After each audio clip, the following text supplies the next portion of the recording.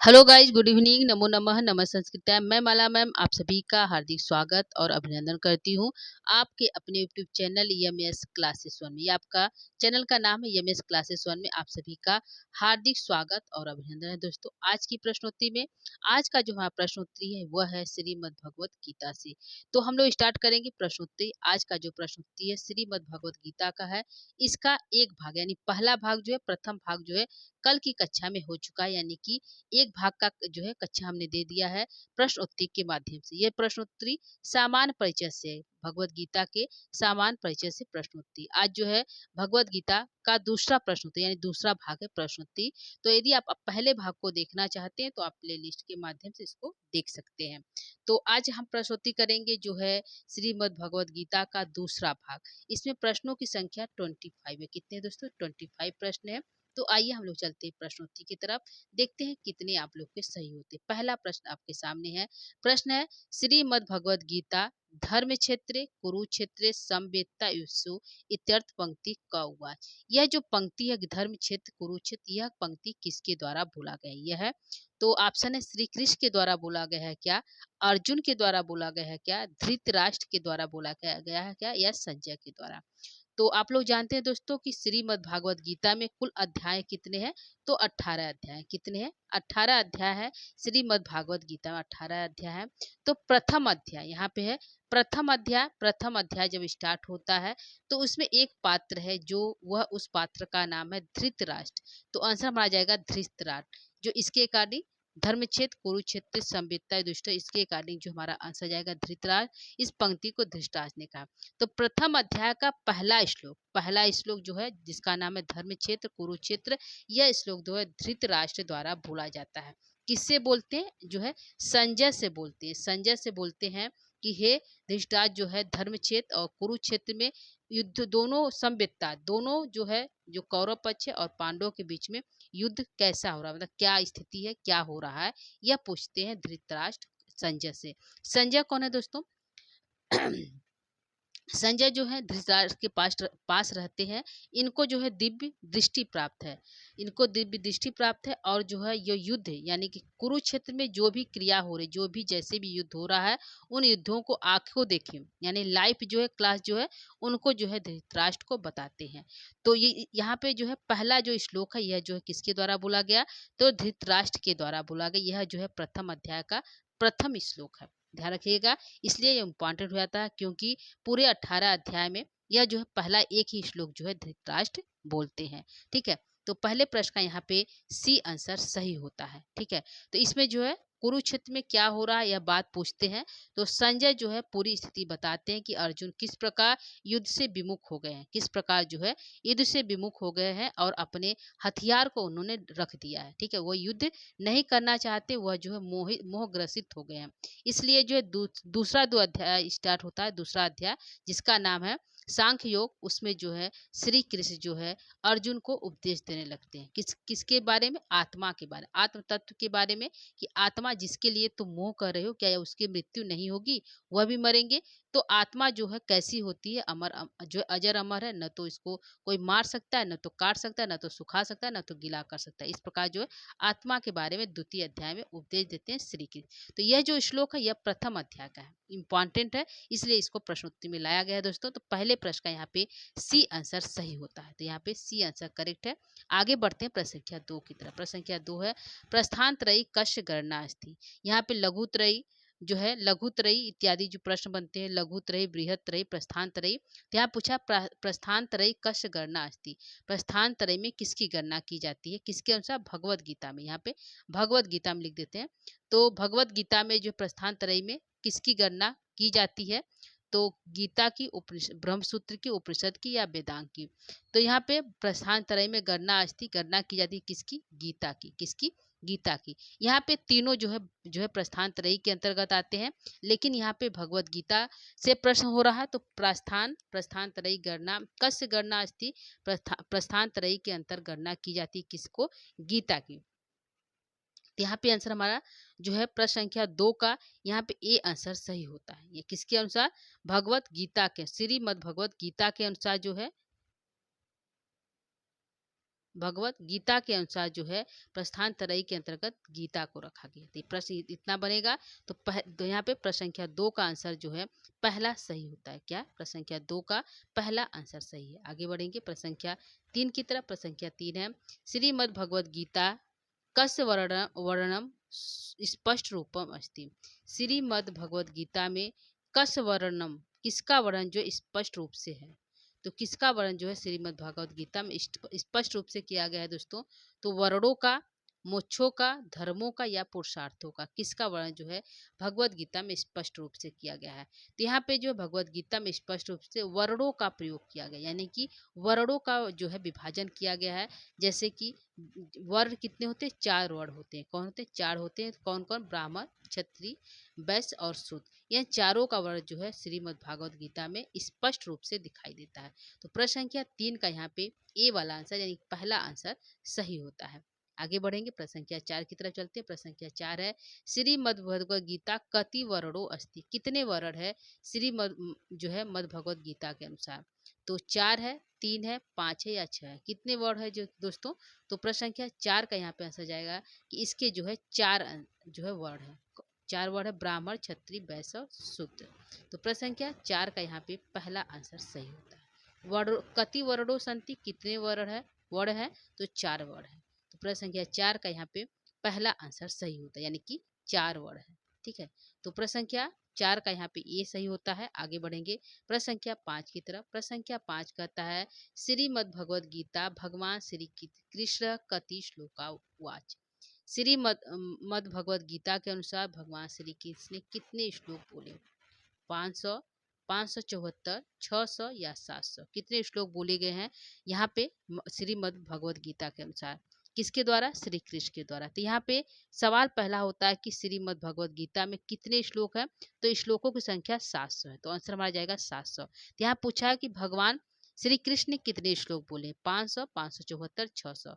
तो आंसर हमारा जाएगा यहाँ पे प्रश्न संख्या 5 का भगवान श्री कृष्ण ने यहाँ पे 574 श्लोक बोले हैं। तो प्रश्न संख्या 5 का यहाँ पे बी आंसर सही होता है, क्योंकि 700 श्लोक कुल टोटल है भगवत गीता में, जिसमें से 574 जो श्लोक जो है श्री कृष्ण जो है बोले हैं अर्जुन को उपदेश देने के लिए, अर्जुन को बताने के लिए, उसको जो है तैयार करने के लिए, युद्ध के लिए। ठीक है, तो प्रश्न संख्या यहाँ पे 5 का जो है कौन सा सही है?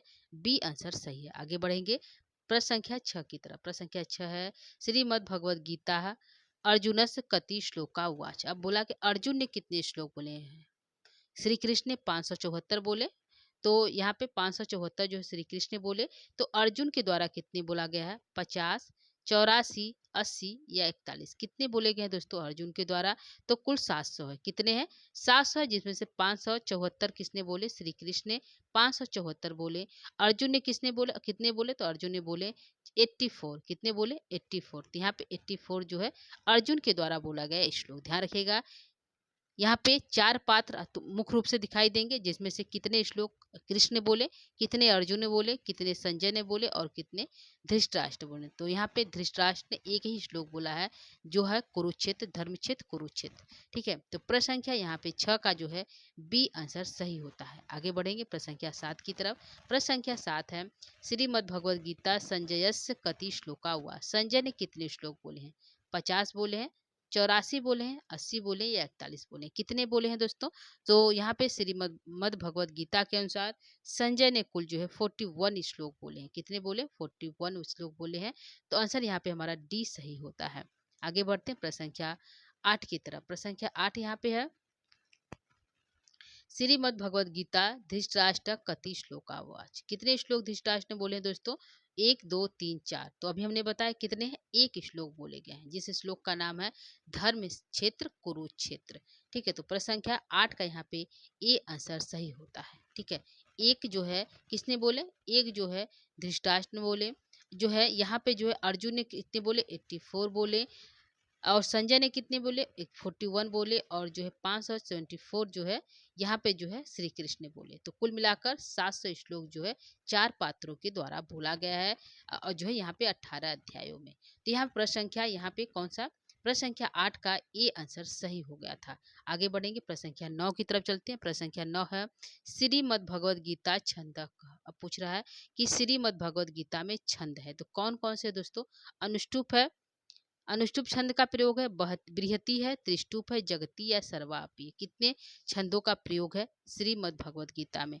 तो श्रीमद् भगवद गीता में कुल जो है 700 श्लोक है। उन 700 श्लोकों में कौन कौन से छंद का प्रयोग किया गया है? तो यहाँ पे ऑप्शन लेंगे। प्रश्न संख्या जो है 8 9 का क्या सही होगा? तो 9 का यहाँ पे सही होगा अनुष्टुप भी है, बृहति भी है, त्रिष्टुप भी है और जगती भी है। तो आंसर आ जाएगा सर्वा अपि। सभी आंसर सही है। नहीं, श्रीमद् भगवद गीता में यह 4 जो है छंदों का प्रयोग किया गया जिसका नाम है अनुष्टुप, बृहति, त्रिष्टुप और जगती। ध्यान रखिएगा दोस्तों, चारों का जो है 700 श्लोकों में इन 4 छंदों का प्रयोग किया गया है। तो प्रश्न संख्या यहाँ पे 9 का डी आंसर करेक्ट है। आगे बढ़ेंगे प्रश्न संख्या 10 की तरफ। प्रश्न संख्या 10 है श्रीमद् भगवद गीता अनुबंध चतुष्ट है किम।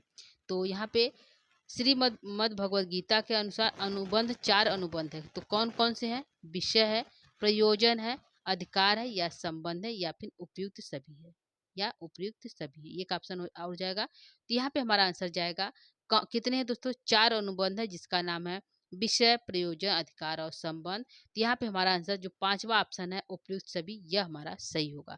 तो प्रश्न संख्या 10 का यहाँ पे जो है ई आंसर सही होता है, 5वां आंसर हमारा करेक्ट होता है। आगे बढ़ेंगे प्रश्न संख्या 11 की तरफ। प्रश्न संख्या 11 है श्रीमद् भगवद गीता मनुष्य अवस्था किम। श्रीमद् भगवद गीता के अनुसार मनुष्यों की अवस्थाएं होती हैं। तो कौन होती हैं? शैशवावस्था, युवावस्था, वृद्धावस्था या फिर जरावस्था। एक और हो जाएगा जरावस्था या सर्वे अपी। एक छूट गया दोस्तों, सर्वे अपी। ठीक है, कितने होते हैं? सर्वे अपी। तो प्रश्न संख्या 11 का यहाँ पे क्या सही जाएगा? श्रीमद् भगवद गीता के अनुसार मनुष्यों की अवस्थाएं होती हैं। तो कौन कौन सी होती हैं? 3 अवस्थाएं होती है दोस्तों। कितनी होती है? 3 होती हैं, जिनमें से शैशवावस्था पहले का नाम है, दूसरे का नाम युवावस्था और तीसरे का नाम वृद्धावस्था। तो यहाँ पे आंसर आ जाएगा सर्वे अपी। सभी आंसर यहाँ पे करेक्ट है प्रश्न संख्या 11 का। तो प्रश्न संख्या 11 का यहाँ पे डी आंसर सही है। आगे बढ़ेंगे, इसको सही कर लीजिएगा दोस्तों। आगे बढ़ेंगे प्रश्न संख्या 12। प्रश्न संख्या 12 है श्रीमद् भगवद गीता के अनुसार श्री कृष्ण वेदे कस्य अस्ति। श्री कृष्ण जो है वेदों में है। तो क्या है? भगवद गीता के अनुसार श्री कृष्ण वेदों में क्या माने जाते हैं? ऋग्वेद माने जाते हैं, यजुर्वेद माने जाते हैं, सामवेद माने जाते हैं या कि अथर्ववेद माने जाते हैं। तो प्रश्न संख्या 12 का आंसर क्या होगा दोस्तों? तो यहाँ पे प्रश्न संख्या 12 का आंसर जाएगा श्रीमद् भगवद गीता के अनुसार श्री कृष्ण को वेदों में सामवेद कहा जाता है। क्या कहा जाता है?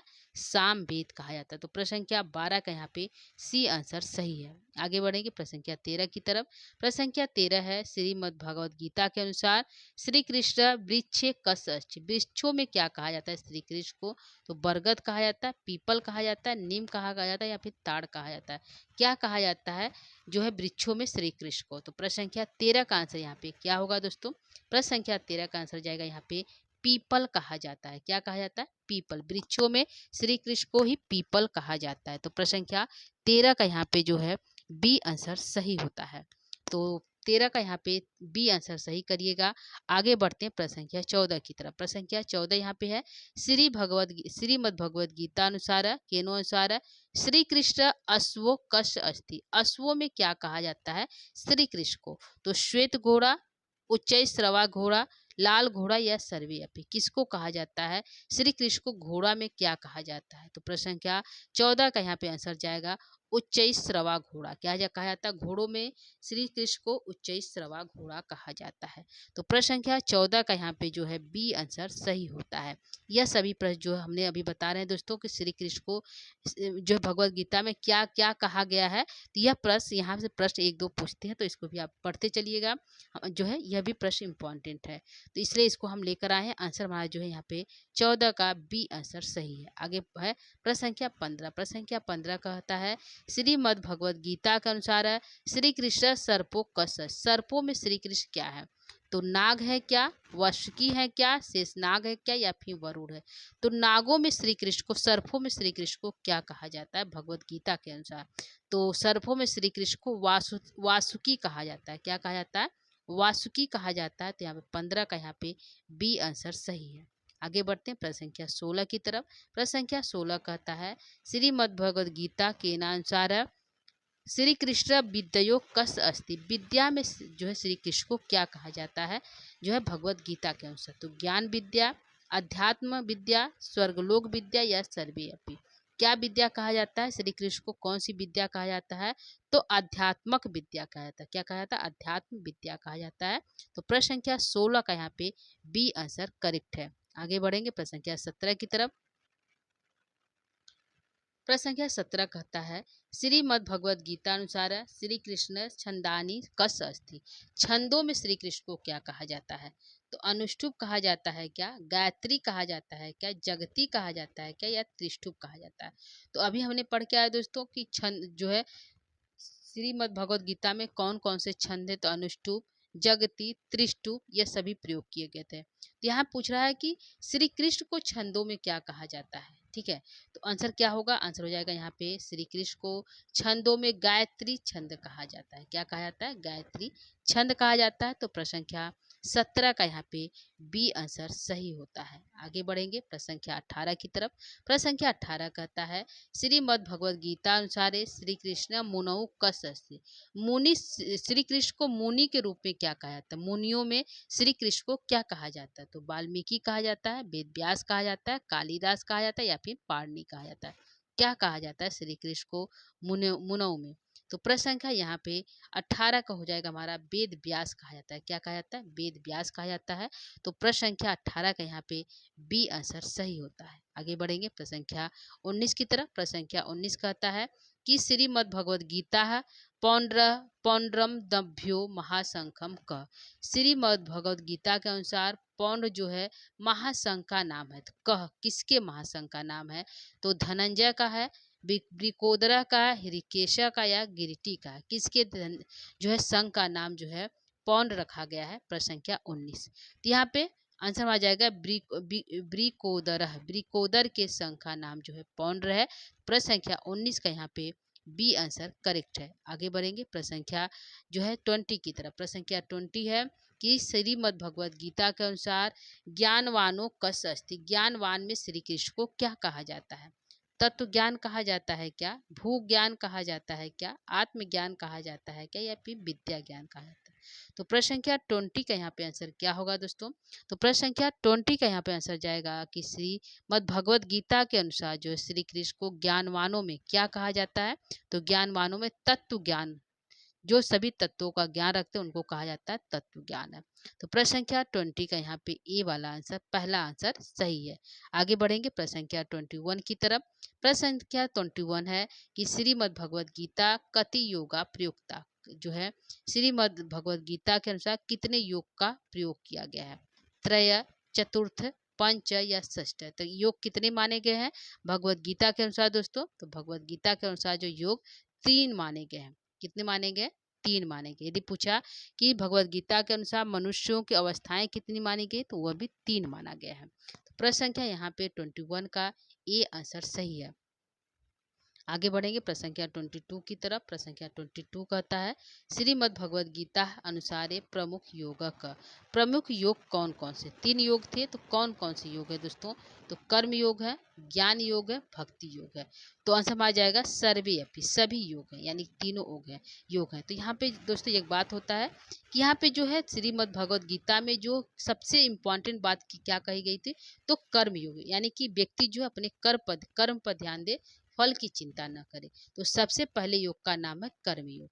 उसके बाद कर्म योग के बाद उसको ज्ञान प्राप्ति होगी, तो ज्ञान होगा, उसको ज्ञान प्राप्ति करके वो जो है भक्ति योग में चला जाएगा। इसलिए श्रीमद् भगवद गीता में श्री कृष्ण ने सबसे पहले कर्म की बात की है कि कर्म पर ध्यान दीजिए, फल की चिंता मत करिए। तो इसलिए पहले योग का नाम है कर्म योग। तो आंसर हमारा यहाँ पे जाएगा उपयुक्त सभी। कितने योगा है? त्रय योग है, जिनका तेरा नाम है कर्म योग, ज्ञान योग और भक्ति योग। आंसर हमारा यहाँ पे डी सही है प्रश्न संख्या 22 का। आगे बढ़ेंगे प्रश्न संख्या 23 की तरफ। प्रश्न संख्या 23 है योग कर्मसु कौशलम वाक्यम अस्ति, योग में जो कर्म रूपी जो कौशल है वाक्यम अस्ति, वाक्य है, भगवत गीता में है, रामायण में है, वेदांग में है, या वेद में है? कहाँ पे यह वाक्य प्रयोग किया गया है? तो प्रश्न संख्या 23 का आंसर जाएगा यह वाक्य जो है भगवत गीता में प्रयोग किया गया। योगों में जो कर्म योग है वह सबसे कौशल योग है, इस वाक्य का प्रयोग जो है भगवत गीता में कहा गया है। तो प्रश्न संख्या 23 का यहाँ पे ये आंसर सही है। आगे बढ़ेंगे प्रश्न संख्या 24 की तरफ। 24 यहाँ पे प्रश्न है, 24 है, श्रीमद् भगवद गीता अर्जुनम प्रति उपदेश वर्तते।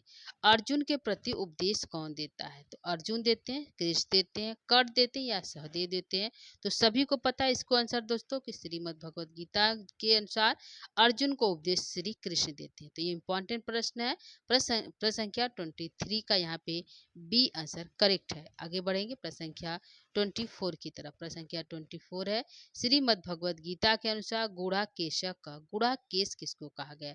अर्जुन को कहा गया, भीम को कहा गया, कर्ण को कहा गया या फिर सहदेव को कहा गया? किसको कहा गया गुड़ा केश? तो प्रश्न संख्या 24 का यहाँ पे आंसर हो जाएगा गुड़ा केश कहा गया है यहाँ पे अर्जुन को। तो प्रश्न संख्या 24 का यहाँ पे ए आंसर सही होता है। आगे बढ़ेंगे प्रश्न संख्या 25 की तरफ। प्रश्न संख्या 25 यहाँ पे है, नैनम पदम संधि अस्ति। नैनम पद में कौन सी संधि है? गुण संधि है, वृद्धि संधि है, यर संधि या फिर स्वर संधि? कौन संधि है दोस्तों? नैनम में। तो नैनम एक पद आया था, नैनम छिदंसी। तो यहाँ पे पद जो श्लोक आया है वह जो है श्री कृष्ण बोलते हैं अर्जुन से कि जिसको नैनम छिदंती शास्त्राय नैनम दहती पावकर, यानी कि जिस आत्मा की बात करते उस आत्मा को न तो कोई शस्त्र छेद सकता है न तो कोई जो है जला सकता है। तो यहाँ पे नैनम जो पद आया उसने पूछा कि कौन सी संधि है, तो उसमें संधि मारी है वृद्धि संधि। तो आंसर हमारे यहाँ पे जाएगा प्रश्न संख्या 25 का बी आंसर सही होता है। क्या सही है? बी आंसर सही है। न प्लस एनम इसका संधि विच्छेद, एनम क्या हो जाएगा? न प्लस एनम इसका संधि विच्छेद हो जाएगा, नैनम यहाँ पे जाएगा। तो प्रश्न संख्या यहाँ पे 25 का बी आंसर सही होता है। ठीक है, ध्यान रखिएगा दोस्तों 25 का बी सही है। तो यहाँ पे यह हमारा प्रश्नोत्तरी समाप्त हो गया दोस्तों आज की प्रश्नोत्तरी में। तो यह रहा आज की हमारी प्रश्नोत्तरी। उम्मीद करती हूँ आपको प्रश्नोत्तर बहुत अच्छा लगा होगा क्योंकि यह जो है सामान्य परिचय से प्रश्नोत्तरी था। ठीक है, तो आज के लिए इतना करेंगे। कल जो है आगे की प्रश्नोत्तरी हम लेकर पुनः उपस्थित होंगे दोस्तों। तो आज का प्रश्नोत्तरी कैसा लगा? यदि आपको अच्छा लगा हो तो आप अपने दोस्तों के साथ इसको शेयर करिएगा, लाइक सब्सक्राइब जरूर करिएगा। ठीक है, तो हमने यहाँ पे 25 प्रश्न जो है हल करा दिए। अब आप लोग कमेंट बॉक्स के माध्यम से बता सकते हैं कि आपने कितने प्रश्न यहाँ पे आपके सही हुए। कल की जो प्रश्नोत्तरी में आगे की जो हमारी प्रश्नोत्तरी होगी वह श्लोक बाय श्लोक होगी। किसके द्वारा श्री कृष्ण ने क्या कहा, अर्जुन के लिए कौन से शब्द आए, श्री कृष्ण के लिए कौन शब्द आए, कौन सी सुक्ति का प्रयोग, कौन सा यहाँ पे पंक्ति जो सुक्ति के लिए प्रयोग किया जाएगा, यह सभी प्रश्न हमारे यहाँ पे बनेंगे। एक बात और ध्यान दीजिएगा दोस्तों, यहाँ पे जो श्री कृष्ण को क्या क्या कहा गया, वेद में क्या कहा गया, छंद में क्या कहा गया, और जो है यहाँ पे जो है छंद वेद और जो है पुराणों में क्या कहा गया, इस प्रकार के प्रश्न यहाँ पे जो है भगवत गीता में कहा गया है। तो यहाँ पे हमने कई प्रश्न बनाए हैं। ठीक है, यहाँ पे हमने कई प्रश्न इस प्रकार के बनाए। तो आप भी इसको जो आगे जो है आप प्रश्नों को कंटिन्यू करिएगा, यानी कि आगे के प्रश्न जो है आप इसको पढ़ लीजिएगा क्योंकि कृष्ण को जो है भगवत गीता में किन किन नामों से पुकारा गया है, यानी कि श्री कृष्ण जो है क्या है। श्री कृष्ण ने स्वयं कहा कि मैं जो है वृक्षों में पीपल हूँ, छंदों में गायत्री छंद हूँ, और इस प्रकार से उन्होंने श्री कृष्ण ने बातें कही हैं। ठीक है, किसमें? भगवत गीता में हुआ है। तो आप इसको देख लीजिएगा, हमने यहाँ पे कुछ प्रश्न शामिल किए थे। ठीक है, तो आज के लिए इतना ही करेंगे दोस्तों, और जो है अगली कक्षा में जो है पुनः जो है हम प्रश्नोत्तरी को लेकर पुनः उपस्थित होंगे। तब तक के लिए नमो नमः, नमः संस्कृताय, धन्यवाद, थैंक यू।